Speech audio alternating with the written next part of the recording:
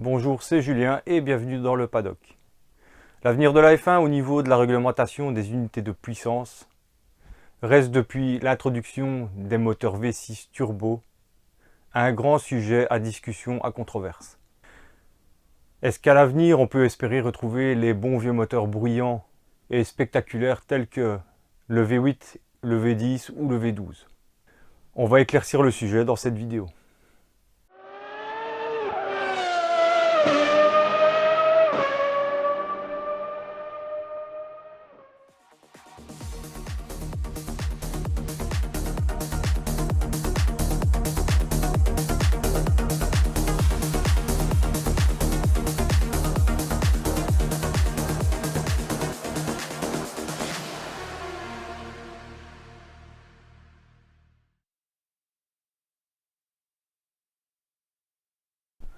Le Conseil mondial du sport automobile de la FIA a approuvé en 2022 le nouveau règlement sur les moteurs des Formule 1 attendu en 2026, ouvrant la voie à l'arrivée de nouveaux motoristes comme Porsche par exemple.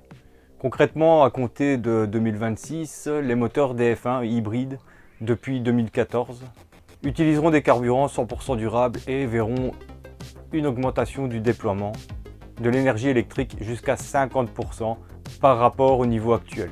Afin de maintenir le spectacle, les moteurs auront des performances similaires à ceux des modèles actuels, utilisant des moteurs à combustion interne V6 de grande puissance et à haut régime, mais avec un débit de carburant réduit.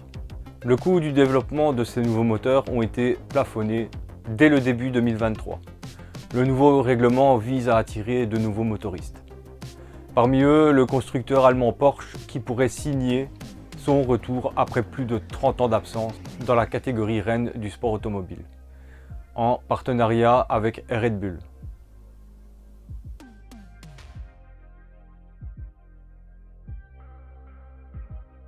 « 2026 paraît loin, mais pas pour les écuries de F1.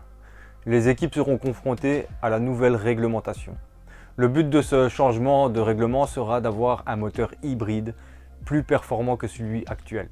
La puissance du moteur devra être transmise à 50% par le moteur électrique et 50% par le moteur thermique. Mais la réglementation va porter également sur le changement du châssis et de l'aéro. L'équipe Red Bull a d'ores et déjà tiré la sonnette d'alarme. L'écurie autrichienne l'a affirmé. Cette réglementation sera impactante. Le néerlandais Max Verstappen a vu les données sur le simulateur et pour lui, c'est assez horrible. Il donne un exemple pour imager ses propos.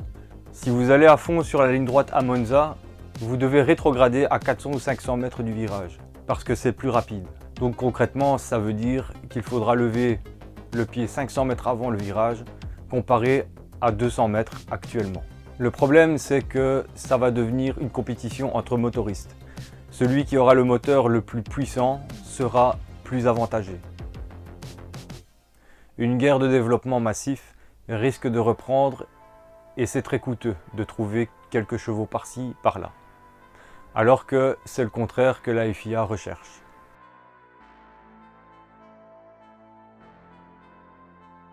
Donc la F1 ne changera pas son architecture moteur avant la fin des actuels accords Concorde, qui expirent fin 2025.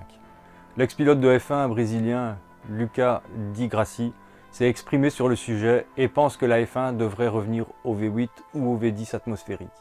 Depuis 2014 et l'introduction de l'air hybride en F1, les V8 atmosphériques de 2,4 litres ont laissé place au V6 1,6 litre turbo hybride. Très complexe en termes de développement, mais étant aujourd'hui les moteurs les plus efficients jamais construits en F1. La discipline commence à introduire les biocarburants dans son cahier des charges et vise un plan de neutralité carbone d'ici 2030. Donc la F1 a déjà adopté la vision de biocarburants. Mais est-ce une solution pour ramener les V8 ou V10 en course? Personnellement, je pense que oui, et je voudrais à nouveau écouter ces moteurs V8 ou V10 qui me donnent toujours autant de frissons. Surtout quand je regarde d'anciennes vidéos de Formule 1.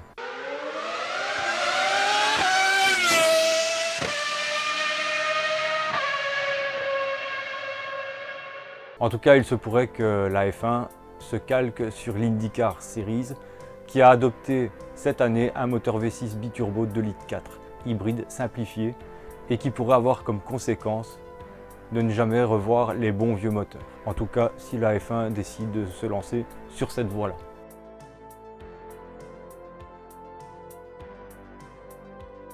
Depuis l'introduction des moteurs hybrides en 2014, Vettel a été l'un des premiers pilotes à qualifier ses moteurs de, pardon pour la grossièreté, de merde lorsqu'on lui demandait ce qu'il en pensait.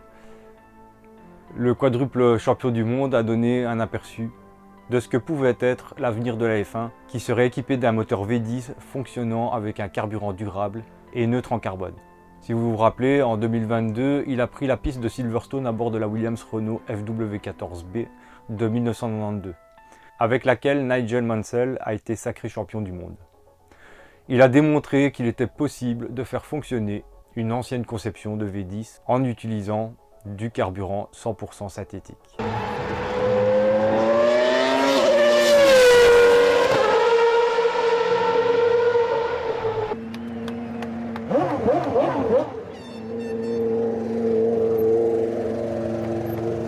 Christian Horner est convaincu que la F1 pourrait revenir aux anciens moteurs, qui ont fait la légende du sport. Mick Schumacher, dont le père est le champion de l'ère V10, s'est réjoui du test mené par son mentor Sebastian Vettel sur le circuit de Silverstone. Le fils du septuple champion du monde rejoint la position de Christian Horner.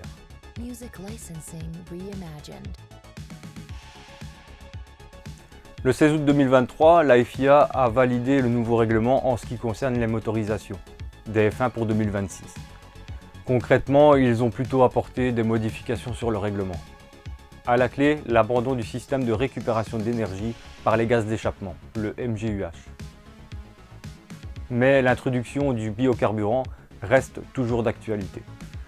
Les coûts de développement restent inchangés dans le règlement. Le niveau du plafond budgétaire est fixé à 95 millions de dollars de 2022 à 2025 et sera augmenté à 130 millions à partir de 2026. Ce nouveau règlement permettra à certaines écuries de reprendre à zéro et de se relancer, comme Williams notamment qui ne s'est jamais habitué à l'ère hybride et qui en paye le prix fort aujourd'hui. Même si tout doucement on voit qu'il commence à remonter la pente, on voit le travail effectué derrière.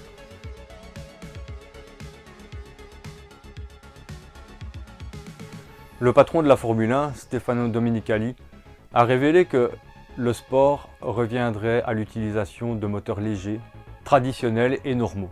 La F1 risque de connaître un changement radical de réglementation technique à partir de la saison 2026.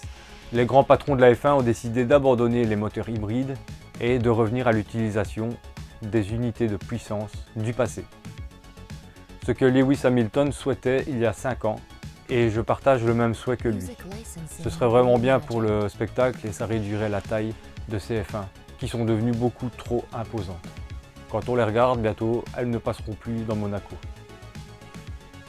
Le septuple champion du monde n'a jamais été fan des moteurs turbo-hybrides.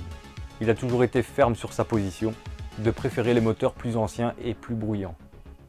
Je rappelle que la F1 s'est débarrassée des V8 après 2013.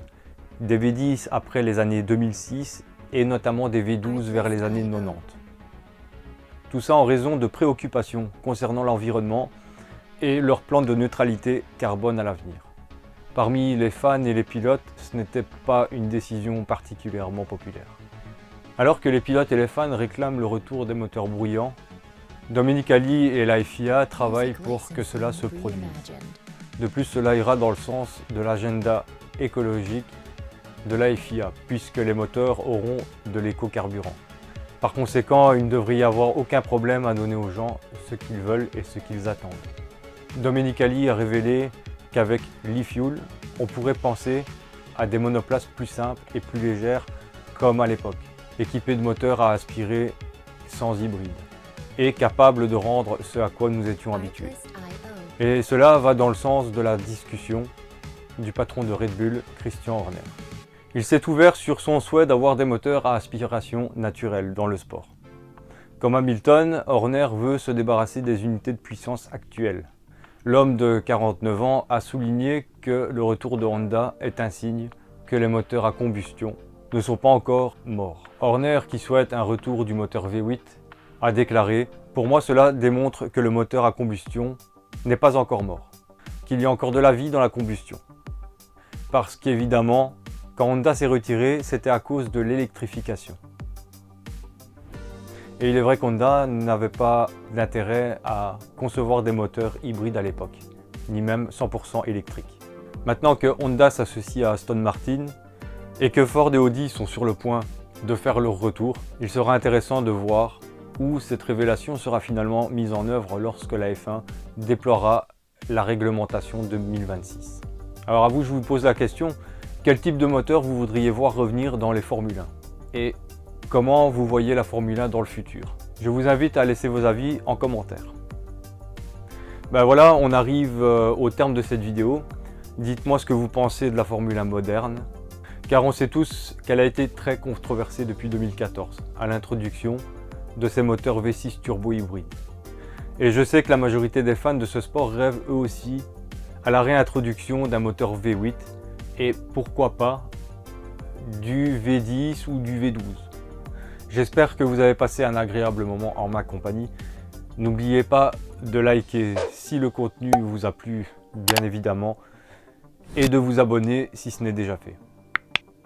Je vous dis à la prochaine dans une autre vidéo. Prenez soin de vous. À plus. Ciao.